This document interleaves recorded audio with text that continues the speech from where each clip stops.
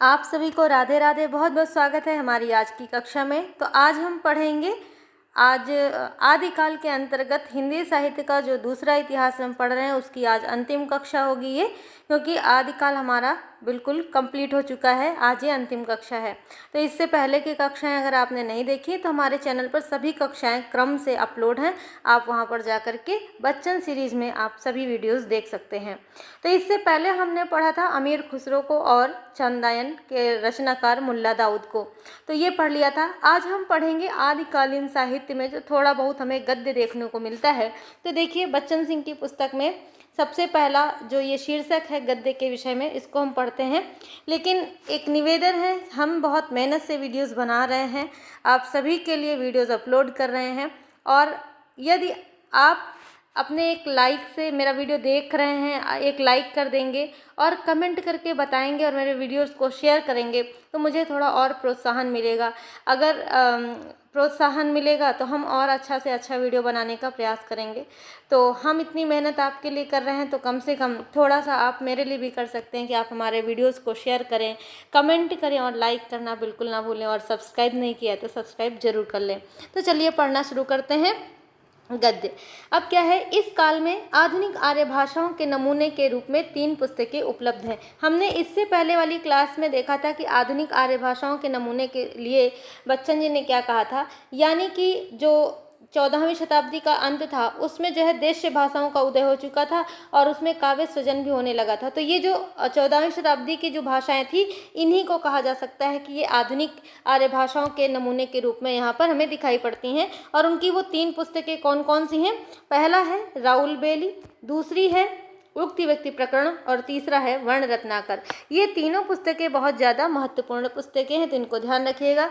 Raul bell और उक्त व्यक्ति प्रकरण और वर्ण रत्नाकर। पद्य में बहुत दिनों तक अपभ्रंश का ही प्रयोग होता रहा, यद्यपि उसमें भी देशीय भाषाओं की झलक मिल जाती है। अब देखिए, यहाँ पर जो देशीय भाषाओं की बात है उसमें थोड़ा बहुत जो गद्य मिलता है देखने को, उसके लिए यहाँ पर बात की जा रही है। पर गद्य के उपर्युक्त तीनों ग्रंथों में प्राचीन गद्य के नमूने देखे जा सकते हैं। तो ये प्रश्न यहाँ से बन सकता है, जैसे एक प्रश्न आया कि इनमें से ऐसी कौन सी पुस्तक है जिसमें प्राचीन गद्य के नमूने देखने को मिलते हैं, तो वो 3 पुस्तकें कौन कौन सी हैं? राउल बेली है, उक्ति व्यक्ति प्रकरण है और वर्ण रत्नाकर है। या फिर अगर ऐसे विकल्प दिया, इन तीनों पुस्तकों को भी दे देगा और एक चौथा विकल्प होगा उपर्युक्त सभी। तो हमें ध्यान रखना है कि जो प्राचीन गद्य के नमूने हैं वो इन तीनों पुस्तकों में देखने को मिल जाते हैं, राउल बेली, उक्ति व्यक्ति प्रकरण और वर्ण रत्नाकर में। राउल बेली काव्य परंपरा की प्राचीनतम कृति है। तो जो राउल बेली है ये कैसी है? काव्य परंपरा की प्राचीनतम कृति है जिसमें प्राचीन गद्य के नमूने मिलते हैं। इसमें पद्य के साथ गद्य भी मिलता है। तो देखिए, मूल रूप से ये गद्य में नहीं है, ये एक तरह से चंपू रचना है, यानी कि जो रचनाएं जिनमें गद्य और पद्य दोनों साथ साथ चलते हैं वो सभी रचनाएं क्या कहलाती हैं? चंपू। यानी चंपू एक तरह की विधा कह सकते हैं, गद्य पद्य मिश्रित विधा जो कहलाती है वो चंपू कहलाती है। तो जो राउल बेली है ये कैसी कृति है? ये चंपू कृति है। तो इसमें पद्य के साथ गद्य भी मिलता है, कोई चाहे तो इसे चंपू कह सकता है, जैसे कि अभी हमने चंपू के विषय में बताया ही है। यह काव्य धार यानी धारावती से उपलब्ध शिलाखंड पर अंकित है, जो इस समय बम्बई के प्रिंस वेल्स के म्यूजियम में सुरक्षित है। तो इसके लिए महत्वपूर्ण बात क्या है? ये जो कृति है ये कहाँ पर मिलती है? एक पत्थर पर उकेरी गई है, एक पत्थर पर उकेरी गई, और ये पत्थर जो है, ये जो शिलाखंड है ये कहाँ पर है? तो ये मुंबई के प्रिंस वेल्स म्यूजियम में जो है सुरक्षित रखा गया है।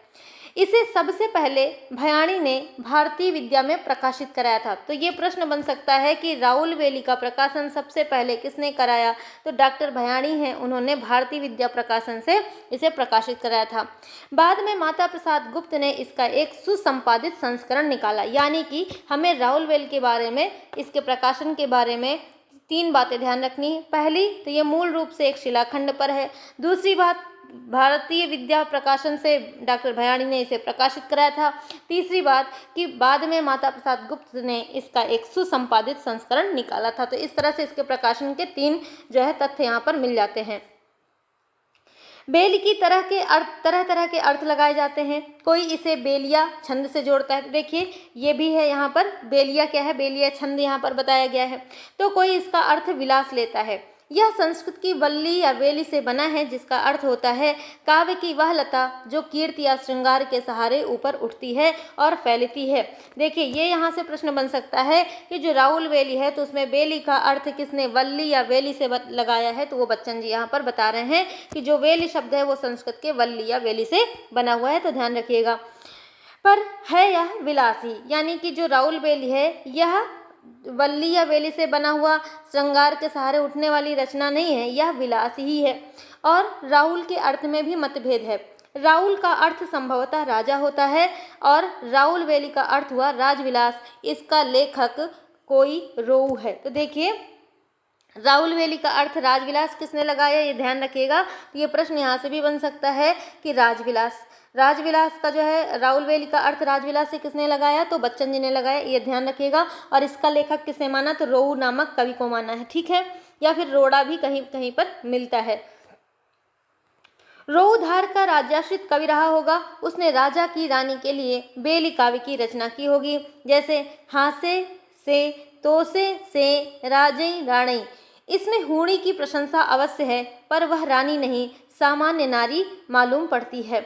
इसमें देश के 6 विभिन्न अंचलों की स्त्रियों का श्रृंगार वर्णन है। हमारे लिए महत्वपूर्ण बात क्या है, ये प्रश्न बन सकता है कि जो राहुल वेली है उसमें कितने देशों की स्त्रियों की बात करी गई है, कितने देशों की विभिन्न अंचलों की बात करी गई है, तो 6, और इसमें क्या है, स्त्रियों का श्रृंगार वर्णन है। और आगे जो देव के जाति विलास की जाति का है। अब देखिए, जो देव की जाति विलास का मतलब क्या है, क्योंकि जो देव कवि है ना, रीतिकाल के कवि देव, उनकी एक पुस्तक है जाति विलास। तो जाति विलास का भी वर्ण विषय क्या है, उसमें भी जो है विभिन्न प्रकार के त्योहारों का और स्त्रियों के श्रृंगारों का बहुत बढ़ा चढ़ा करके, मतलब उनकी कई सारी प्रजातियों का, एक से एक जातियों का, चाहे वो राज दरबार की महिमा हो, गरिमा हो, या फिर जो है पशुओं का प्रकार हो, या फिर जो है खाद्यान्न का प्रकार हो, चाहे हीरा जवाहरत मोती का, मतलब उन्होंने बहुत सारी जाति विलास में विभिन्न प्रकार के चीज़ों का विभिन्न प्रकार की जातियों में वर्णन किया है। तो उसी तरह जो है इसकी तुलना किससे की जा रही है, यानी जो राहुल वेली की तुलना किससे करी जाती है, तो देव के जाति विलास से। इस बात का ध्यान रखिएगा। सामंती विलास की विकृति का अच्छा नमूना है कलचुरी नरेश कर्ण की एक रानी हूणी थी। इसके आधार पर राहुल वेली को उससे संबद्ध नहीं किया जा सकता। यह शिलांकन भोज परमार के संरक्षण में किया गया प्रतीत होता है। तो देखिए, ये जो है इसमें महत्वपूर्ण क्या ध्यान रखना है कि इसमें कलचुरी नरेश या कलचुरी वंश की राजकन्याओं की कहानी मिलती है राहुल वेली में, ये सर्वसम्मति से माना जाता है। लेकिन यहाँ पर बच्चन जी कह रहे हैं कि कलचुरी नरेश कर्ण की एक रानी हूणी थी, इसके आधार पर राहुल वेली को उससे संबद्ध नहीं किया जा सकता। यह शिलांकन भोज परमार के संरक्षण में किया गया प्रतीत होता है। तो जो है किसने जो है भोज परमार के संरक्षण में इसको माना है और राहुल वेली को, तो बच्चन जी मान रहे हैं। अब इसकी भाषा की बात कर लेते हैं। इसकी भाषा अपभ्रंश है। तो जो राहुल वेली है इसकी भाषा कैसी है, अपभ्रंश है, पर इसका गद्य लोक भाषा मिश्रित है, यानी ये गद्य पद्य मिश्रित चंपू रचना है। तो इसकी भाषा तो मूल रूप से अपभ्रंश है, यानी कि जो पद्य में लिखा गया वो तो अपभ्रंश है, लेकिन जो इसका गद्य है वो लोक भाषा मिश्रित है, यानी उस समय जो भी लोक भाषा चल रही थी उसका मिश्रित रूप इसमें देखने को मिलता है। कुछ लोग इसे अवधी का पूर्व रूप कहते हैं, किंतु इस पर राजस्थानी के प्रभाव के साथ पंजाबी का भी प्रभाव है। एक चीज़ और ध्यान रखना है, इसमें मुख्य रूप से मतलब इसमें कुल 7 बोलियों का जो है वर्णन मिलता है राहुल वेली में, जिसमें राजस्थानी प्रमुख है। इस बात को ध्यान रखिएगा, प्रश्न पूछा जाता है। तो राहुल वेली का समय विद्वानों ने 10वीं से 11वीं शताब्दी माना है। इस समय 2 प्रकार के अपभ्रंश का प्रचलन था, परिनिष्ठित अपभ्रंश या प्राकृताभास अपभ्रंश और लोक भाषा मिश्रित अपभ्रंश। इसके गद्य में लोक भाषा का मिश्रण है। तो जैसे अभी हमने ऊपर देखा कि इसका जो गद्य है उसमें कौन सी भाषा मिलती है, लोक भाषा मिलती है, तो लोक भाषा का इसमें मिश्रण मिलता है। तो ये बात हो गई राहुल वेली की। अब हम बात करेंगे उक्ति व्यक्ति प्रकरण की। तो उक्ति व्यक्ति प्रकरण को देखते हैं, ये इसमें भी हमें जो है प्राचीन गद्य के नमूने देखने को मिल जाते हैं। काशी कौशल नरेश महाराज गोविंद चंद्र के सभा पंडित दामोदर भट्ट ने राजकुमारों के शिक्षार्थ इस ग्रंथ का प्रणयन 12वीं शताब्दी में किया था। अब ये पूरी की पूरी लाइन जो है बहुत ज़्यादा इम्पॉर्टेंट है। पहला तो ये कि इसका रचनाकार कौन है, तो ये जो है गोविंद चंद्र के सभा पंडित दामोदर भट्ट। तो उक्ति व्यक्ति प्रकरण किसकी रचना है, दामोदर भट्ट की है।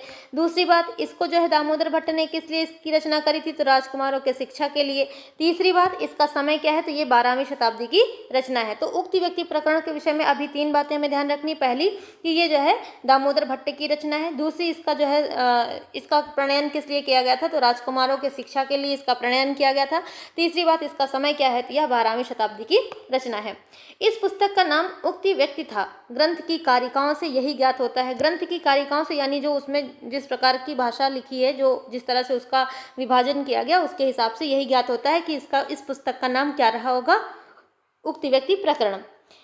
5 प्रकरणों में बटे होने के कारण इसका नाम उक्ति व्यक्ति प्रकरण हो गया। तो एक महत्वपूर्ण बात यह भी है कि जो उक्ति व्यक्ति प्रकरण है उसमें कुल कितने प्रकरण हैं, तो ये संख्या ध्यान रखनी है, 5 प्रकरणों में बटे होने के कारण इसका नाम उक्ति व्यक्ति प्रकरण हो गया। वस्तुतः राजकुमारों को स्थानीय भाषा का ज्ञान कराने के लिए इसे लिखा गया।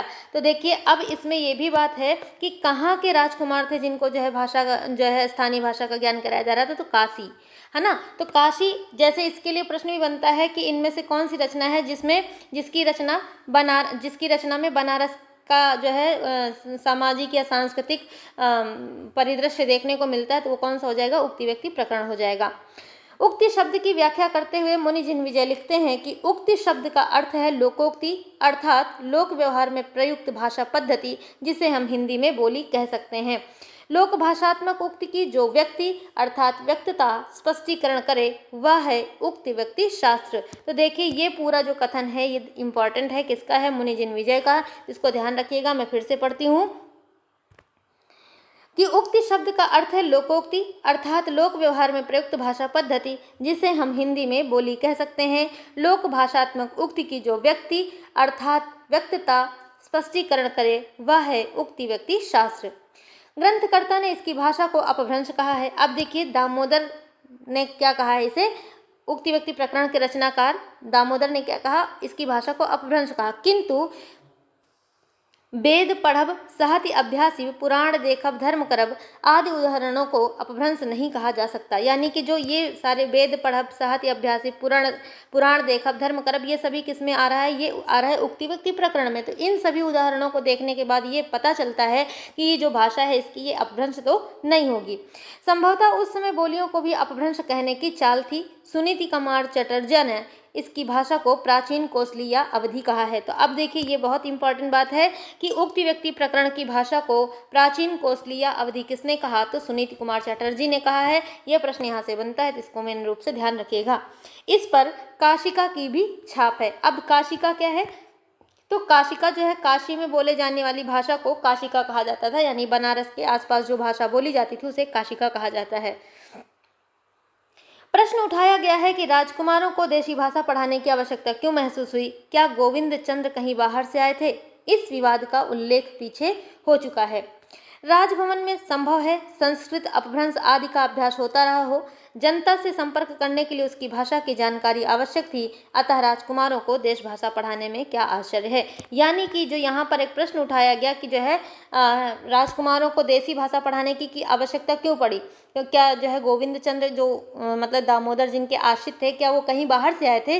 तो इस पर विचार करने से ये पता चलता है कि राजभवन में तो संस्कृत और अपभ्रंश का अभ्यास होता था, लेकिन आम जनता से संपर्क करने के लिए क्या चाहिए था, एक आम भाषा चाहिए थी, जन भाषा चाहिए थी। तो यही कारण है कि जनता से संपर्क करने के लिए उसकी भाषा यानी जनता की भाषा की जानकारी आवश्यक थी, अतः राजकुमारों को देसी भाषा पढ़ाने में कोई भी आश्चर्य नहीं होना चाहिए। अगली रचना आती है वर्ण रत्नाकर। ये भी महत्वपूर्ण रचना है। तो वर्ण रत्नाकर मैथिली का आद्य गद्य ग्रंथ है। तो वर्ण रत्नाकर की भाषा क्या है, मैथिली है, और ये किस प्रकार का गद्य ग्रंथ है। ये इसके लेखक ज्योतिरीश्वर ठाकुर हैं। तो इसके बारे में भी हमें 3 बातें ध्यान रखनी। पहली बात, तो ये किस भाषा में है, मैथिली में। ये गद्य ग्रंथ है और इसके लेखक कौन है, ज्योतिरीश्वर ठाकुर। आगे है कि सुनीति कुमार चटर्जी ने इसका रचना काल 14वीं शताब्दी का पूर्वार्ध माना है। इसमें कुल 8 कल्लोल हैं। तो देखिए, जो वर्ण रत्नाकर है उसमें कितने कल्लोल मिलते हैं, तो 8 मिलते हैं। अभी हमने उक्ति व्यक्ति प्रकरण पढ़ा था, तो उसमें हमें कितने प्रकरण मिले थे, 5 प्रकरण मिले थे। तो दोनों बातों को ध्यान रखिएगा। तो इसमें कुल 8 कल्लोल हैं। वे कौन कौन से कल्लोल हैं देखिएगा, नगर वर्णन, नायिका वर्णन, आस्थान वर्णन, ऋतु वर्णन, प्रयाणक वर्णन, भट्टादि वर्णन, शमशान वर्णन और 8वां कल्लोल अधूरा है। तो ये देखिए, ये भी प्रश्न यहाँ से बन सकता है कि जो वर्ण रत्नाकर है इसमें कुल कितने कल्लोल हैं और कौन सा कल्लोल अधूरा है, तो 8वां कल्लोल अधूरा है। वर्णन का एक उदाहरण देखिए, तो देखिए जो इन्होंने इसमें दिया है वर्ण रत्नाकर में, उसका एक उदाहरण है कि पूर्णिमाक चांद, अमृत पूरल मुहु, श्वेत पंकजक, दल भ्रमर, बैसल ऐसन आबी, काजरक कल्लोल ऐसन भवुह। तो ये पंक्तियां कहाँ से हैं, तो ये पंक्तियां हैं वर्ण रत्नाकर की पंक्तियां। इससे मैथिली के प्राचीन रूप का पता चलता है, तत्कालीन सामाजिक व्यवस्था पर प्रकाश पड़ता है। सबसे बड़ी बात है कि इसमें ना तो अपभ्रंश का व्याकरणिक ढांचा है और ना कृत्रिम शब्दावली, यानी कि इसमें क्या है, ये तो मैथिली का ही प्राचीन ग्रंथ है, ये बात हमने पढ़ भी लिए पहले। संस्कृत के तत्सम शब्दों का प्रयोग धड़ल्ले से होने लगा है। 13वीं 14वीं शताब्दी तक अपभ्रंश की काई हटाकर लोक भाषाएं निर्मल जल की तरह दिखाई पड़ने लगी थीं और उन्होंने अपने को साहित्यिक प्रयोग के लिए सक्षम बना लिया था। इन आधुनिक लोक भाषाओं के उदय के साथ हिंदी जाति का भी उदय होता है। तो ये जो कथन है ये बहुत ज़्यादा इम्पॉर्टेंट है बच्चन जी का, कि 13वीं 14वीं शताब्दी तक अपभ्रंश की काई हटाकर लोक भाषाएं निर्मल जल की तरह दिखाई पड़ने लगी थी और उन्होंने अपने को साहित्यिक प्रयोग के लिए सक्षम बना लिया था। इन आधुनिक लोक भाषाओं के उदय के साथ हिंदी जाति का भी उदय होता है, अपनी अपनी आंचलिक विशेषताओं को समेटे हुए एक समग्र वैशिष्ट्य के साथ। तो ये बात हो गई किसकी, इन तीनों महत्वपूर्ण रचनाओं की बात हो गई, जिसमें कि प्राचीन गद्य के नमूने हमें देखने को मिल जाते हैं। अब अगला शीर्षक है अपभ्रंश का रिक्त। तो पहली तो बात यह है, रिक्त का अर्थ समझ लेना चाहिए। रिक्त का अर्थ होता है उत्तराधिकार में मिला हुआ धन या उत्तराधिकार में मिली हुई चीजें। तो अपभ्रंश का रिक्त यानी कि अपभ्रंश के उत्तराधिकार में क्या देखने को मिला, वही चीज यहाँ पर है कि इस कालावधि में जो प्रामाणिक रचनाएं मिलती हैं उनमें विद्यापति की पदावली, दाऊद के चंदायन तथा ज्योतिरीश्वर के वर्ण रत्नाकर को छोड़कर सभी अपभ्रंश में है। तो देखिए विद्यापति की जो पदावली है वो किस में है, वो जो है मैथिली में है, दाऊद का चंदायन अवधी में है और ज्योतिरीश्वर ठाकुर का जो वर्ण रत्नाकर है वो भी किस में है, वो देश भाषा में है। तो ये सभी जो है किस में है, इन सभी को छोड़कर बाकी रचनाएं अपभ्रंश में है। और अपभ्रंश काव्यों को भी मुख्यतः 2 कोटियों में बांटा जा सकता है, पहला जैन अपभ्रंश और दूसरा है बौद्ध अपभ्रंश। तो ये ध्यान रखिएगा कि अपभ्रंश काव्यों को कितने भागों में बांटा गया है, तो 2 भागों में, जैन अपभ्रंश और बौद्ध अपभ्रंश। हिंदी भक्ति काव्य ने जैन अपभ्रंश से छंद और शैली ग्रहण की, तो बौद्ध अपभ्रंश से कथ्य भी और शैली भी। तो ये भी महत्वपूर्ण बात है कि जो भक्ति साहित्य है या हिंदी की जो संत काव्य परंपरा या भक्ति काव्य का जो परंपरा है उसमें जैन अपभ्रंश से क्या लिया गया, तो छंद और शैली, और बौद्ध अपभ्रंश से कथ्य और शैली दोनों को ग्रहण किया है। जैन काव्य में प्रबंध भी हैं और मुक्तक भी। प्रबंधों में मुख्य हैं चरित काव्य और पुराण काव्य। तो देखिए जो जैन काव्य है उसमें प्रबंध और मुक्तक दोनों में रचनाएं हुई हैं। इसके अलावा प्रबंधों में मुख्य कौन कौन से हैं, चरित काव्य हैं। चरित काव्य वे होते हैं जो मतलब किसी महापुरुष के, जैसे जैन जो थे उसमें 24 तीर्थंकर हुए, तो 24 तीर्थंकर में जो वो तीर्थंकर थे जो महावीर स्वामी हो गए, जैसे नेमिनाथ हो गए, तो इन सभी के जो जीवन पर लिखा गया जो काव्य वो चरित, ऐसे काव्य चरित काव्य कहलाते थे। तो प्रबंधों में मुख्य कौन है, चरित काव्य हैं और पुराण काव्य। मुक्तकों में दोहा, छप्पे, कुंडलिया, रोला आदि अनेक छंद हैं। प्रबंधों में पद्धड़िया बंद पाया जाता है। तो देखिए ये प्रश्न बन सकता है कि जो जैन काव्य परंपरा है उसमें जो प्रबंध काव्य है उसमें किस प्रकार का जो है छंद या बंध पाया जाता है, तो उसमें पद्धड़िया बंद पाया जाता है। अब पद्धड़िया जो छंद है उसकी विशेषता क्या है ये ध्यान रखिएगा। तो पद्धड़िया छंद के 8-8 चरणों के बाद धत्ता दिया जाना आवश्यक है, इसे कड़वक कहा जाता है। अब देखिए ये क्या है, जो पद्धड़िया छंद के, इसको इस तरह से समझ सकते हैं जैसे कि जायसी का पद्मावत हो गया या तुलसीदास जी की रचना हो गई, उन सभी में जैसे कुछ चौपाइयों के बाद में दोहा दिया जाता है, सोरठा दिया जाता है, या फिर जो है अन्य जो दूसरे छंद एक तरह से राग को बदलने के लिए दिए जाते हैं उसे धत्ता कहा जा सकता है। तो पद्धड़िया छंद के 8-8 चरणों के बाद कितना धत्ता दिया जाता है, तो इसमें यह प्रश्न बन सकता है कि पद्धड़िया छंद में कितने चरणों के बाद धत्ता दिया जाता है, तो 8-8 चरणों को, इस बात का ध्यान रखिएगा। और इस शैली को क्या क्या कहा जाता है, तो कड़वक कहा जाता है। पद्धरी या पद्धरिया 15 या 18 मात्राओं का छंद होता है। तो जो पद्धरी छंद होता है ये कितनी मात्राओं का होता है, 15 या 18 मात्राओं का होता है। और चौपाई जो छंद होता है, जो चौपाई होता है वो भी 15 का होता है, और जो चौपाई होता है वो 16 मात्राओं का छंद होता है। तो इस तरह से ध्यान रखेंगे। पर हिंदी प्रबंध काव्यों में पद्धड़िया बंध नहीं स्वीकार किया गया। बौद्ध सिद्ध सरहपा की दोहा चौपाई से पद्धति अपनाई गई। तो सबसे पहले जो अगर देखा जाए कि दोहा चौपाई शैली किसकी रचनाओं में मिलता है, तो सरहपा की रचनाओं में मिलता है, और वही दोहा चौपाई की जो शैली है वो हिंदी साहित्य में भी अपनाई गई। हजारी प्रसाद द्विवेदी का कहना है कि इतिहास लेखकों ने, अब ये यहाँ से कथन बहुत इंपॉर्टेंट है, क्योंकि एक तो हजारी प्रसाद द्विवेदी जी का है, दूसरी बात बच्चन जी भी इसका रेफरेंस दे रहे हैं, इसलिए मोस्ट इंपॉर्टेंट हो जाता है। थोड़ा ध्यान से इसको देखेंगे कि इतिहास लेखकों ने भ्रमवश यह लिख दिया है कि सभी जैन चरित काव्य दोहा चौपाइयों में लिखे गए। यानी कि ये इतिहास लेखकों ने भ्रमवश क्या लिखा है कि जितने भी जैन चरित काव्य हैं वो किस में लिखे गए, दोहा चौपाइयों शैली में लिखे गए।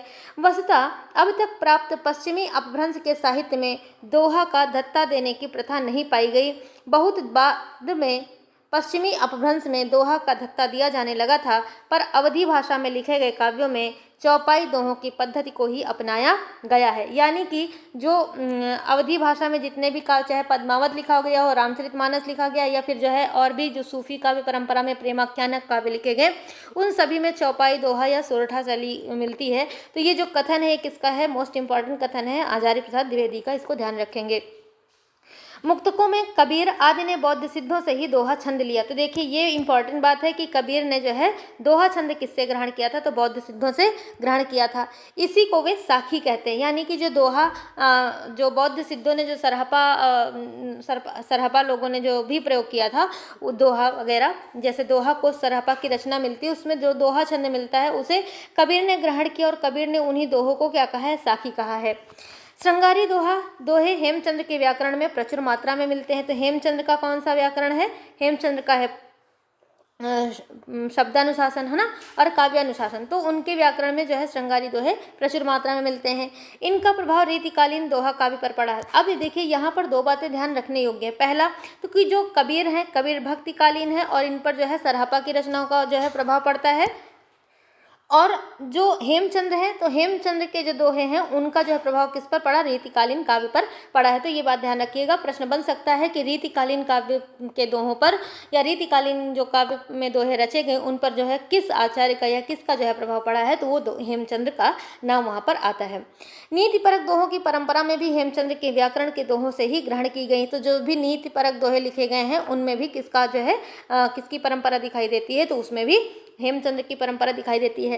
वीर दर्पपूर्ण दोहों की परंपरा अपभ्रंश में ही समाप्त हो जाती है। यानी कि अगर दोहे देखा जाए तो एक तो कबीर का साखी की तरह के दोहे मिलते हैं, दूसरा श्रृंगार परक दोहे मिलते हैं, और तीसरा नीति परक दोहे मिलते हैं। यानी भक्ति, नीति और श्रृंगार के ही दोहे हम बिहारी में भी देख सकते हैं। और बिहारी ने जो भी लिखा है, या फिर जो भी और नीतिकार जो जिन्होंने नीति में दोहे लिखे हैं, उन सभी में किसका प्रभाव दिखाई पड़ता है, तो हेमचंद्र का प्रभाव यहाँ पर दिखाई पड़ रहा है। और वीर दर्पपूर्ण दोहों की परंपरा ये अपभ्रंश में ही खत्म हो जाती है, समाप्त हो जाती है। इनका प्रभाव हिंदी साहित्य में नहीं दिखाई पड़ता। गेय पदों को बौद्ध सिद्धों से ग्रहण किया गया। तो जो भी गेय पद हैं, जैसे कि कबीर का जो सवदी और रमैनी है वो गेय पदों में है, तो वो उन्होंने बौद्ध सिद्धों से ग्रहण किया। कबीर, सूर, तुलसी आदि में यह परंपरा पाई जाती है। कौन सी गेय पदों को, जो उन्होंने बौद्ध सिद्धों से ग्रहण किया था। छप्पे, कुंडलियाँ, रोला आदि के उदाहरण प्राकृत पेंगलम में मिल जाते हैं। तो ये प्रश्न ऐसे बन सकता है कि जो छप्पे, कुंडलियाँ, रोला हैं, इन सभी के उदाहरण किस रचना में मिलते हैं, तो प्राकृत पेंगलम। प्राकृत पेंगलम के बारे में हमने बहुत अच्छे से पढ़ा है, आपको ध्यान होगा। और कवित्त और सवैया संभवतः हिंदी के अपने छंद है। तो ये और भी ज़्यादा महत्वपूर्ण बात है कि अब हिंदी के अपने छंदों की श्रेणी में कौन कौन आते हैं, तो कवित्त और सवैया जो है ये हिंदी के अपने छंद हैं।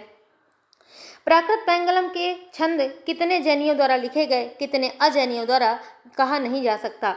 तो यानी कि जो प्राकृत पेंगलम है उसमें तो 4 लोगों की रचनाओं का संकलन है, और उसमें कितने जो है छंद जैनियों के द्वारा यानी जैन आचार्यों के द्वारा लिखा गया, कितने बिना जैन आचार्यों के द्वारा लिखा गया, ये जो है नहीं पता है, कहा नहीं जा सकता। तो काव्य रूपों के इस परिग्रहण से पता चलता है कि हिंदी की परंपरा मुख्यतः बौद्ध सिद्धों, जैन मुनियों से प्रभावित है। तो ये बात इंपॉर्टेंट है कि किसने जो है हिंदी साहित्य की परंपरा बौद्ध सिद्धों और जैन मुनियों से प्रभावित माना है, तो वो कौन है, बच्चन जी हैं। भक्ति काल की निर्गुण काव्यधारा पर बौद्ध सिद्धों का ही प्रभाव दिखाई देता है, जबकि सगुण धारा के प्रबंध पर जैन चरयु काव्यों का। तो देखिए अब यहाँ से पर देखिएगा, जो भक्ति काल की निर्गुण काव्यधारा यानी जो संत काव्य परंपरा जिसके प्रवर्तक कबीर माने जाते हैं, उस पर क्या है, बौद्ध सिद्धों का प्रभाव ज़्यादा दिखाई पड़ता है। और जो सगुण धारा के जो प्रबंध काव्य हैं उन पर क्या है, जैन चरयु काव्यों का। तो ये बात हो गई किसकी, आदिकाल के अंतर्गत सबसे अंतिम जो शीर्षक था प्राकृत पेंगलम और हिंदी के कवि। तो यहीं से इस वीडियो में आज हमने आदिकाल को ख़त्म कर लिया है। अगला वीडियो जो भी आएगा वो हमारा भक्ति काल से संबंधित वीडियो आएगा, और हमें पूरी आशा है कि हम आपकी उम्मीदों पर खरे जरूर उतर रहे होंगे। हम पूरा प्रयास करते हैं कि आपको जो है कोई भी जो टॉपिक हम पढ़ रहे हैं वो अच्छे से समझ में आ जाए। यदि इसमें कुछ सुधारात्मक कदम मेरे द्वारा उठाए जाने की आवश्यकता है तो आप अपने कमेंट बॉक्स में लिखना बिल्कुल ना भूलें। आपके सुझावों का स्वागत है, और मिलते हैं अब अगली कक्षा में भक्ति काल के साथ। तब तक आप सभी पढ़ते रहिए, खुश रहिए और स्वस्थ रहिए। बहुत बहुत धन्यवाद। नमस्कार।